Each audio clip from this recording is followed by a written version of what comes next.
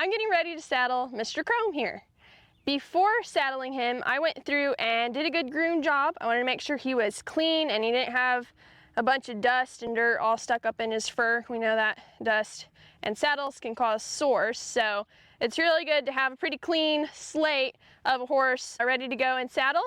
So first I'm going to grab my saddle pad and I'm going to throw it up here and make sure his mane is kind of pushed out from underneath there so it doesn't get underneath and get all uncomfortable for him. We don't want it to pinch him there.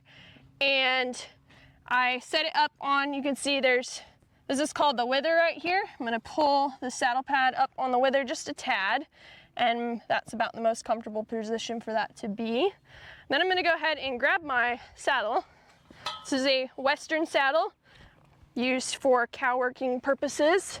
I'm going to put that on top of my saddle pad, and I like to make sure it's pretty close to even in the middle of my saddle pad. That's about a nice look to it and can be more comfortable again. And then I'm going to lift the saddle pad up into the pommel of the saddle here, and that gives some wither relief for him and once again more comfortable. So once I've done that, I'm going to go around him and check everything on this other side. I don't want anything to get stuck underneath the girth or to be uncomfortable. So it's always super, super important to check both sides of the horse when saddling. Then I'm going to take my girth down, which is this piece which holds our saddle onto our horse under his stomach. Here in the center of the girth there are rings.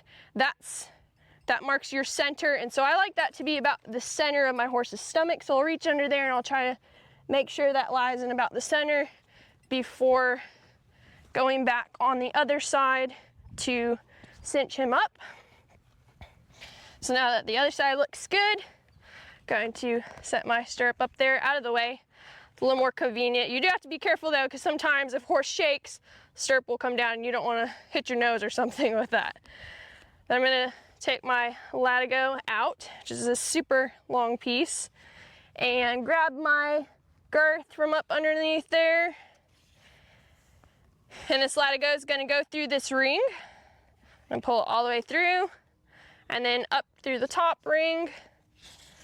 And right now I'm not worried about making it tight. I'm kind of just using up this super long latigo. So I just go back and forth. I'll do that several times. And then one more time. And then once I've used about most of that up, I'm going to go ahead and tighten it up a little.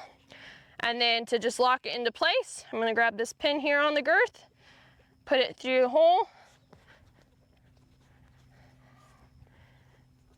and then don't forget to grab your stirrup down. And that is your basic saddle up job. There are some things you can add to the saddle. This is the most basic way to saddle a horse, but as you can see, there's some straps here which connect a back strap. And I can put that up there and kind of size it to him, kind of see where it would lay in the middle.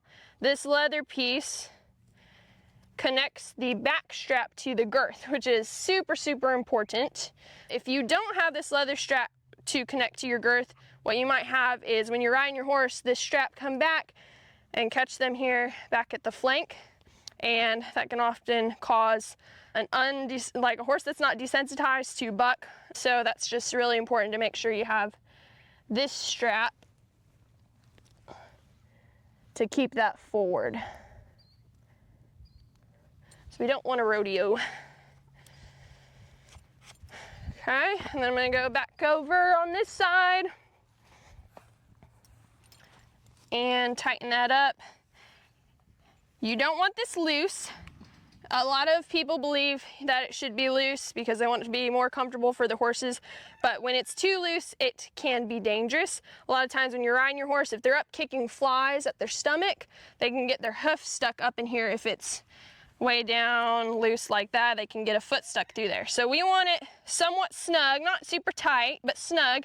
Right, I can fit my fingers through there, but it's still touching his stomach. So that's about the safest place for that. And then finally, I'm gonna grab this which is called a breast collar or chest collar. It has multiple names, or people call it different things. And the purpose for this is to keep your saddle from sliding back. Sometimes if you have a horse that's a little bit of a hard saddle fit or a really high wither, you have a saddle that has a tendency to slide back on your horse. So to keep it more forward and not sliding off the back end, we're going to put a breast collar on.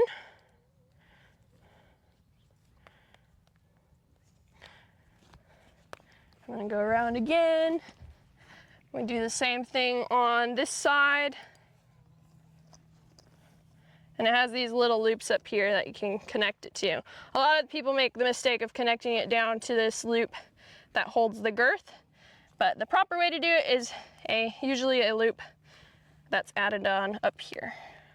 Now, if you don't have these loops, that's totally fine to do it down here, but it is most comfortable up high.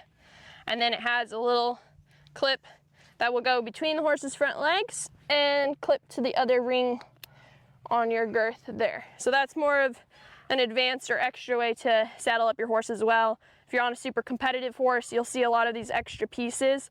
For me, I usually don't ride with them a whole lot unless I'm training a horse or actively competing and I need them and they serve that purpose. But for the most part, if I'm going for a leisure trail ride, I won't have all these extra odds and ends.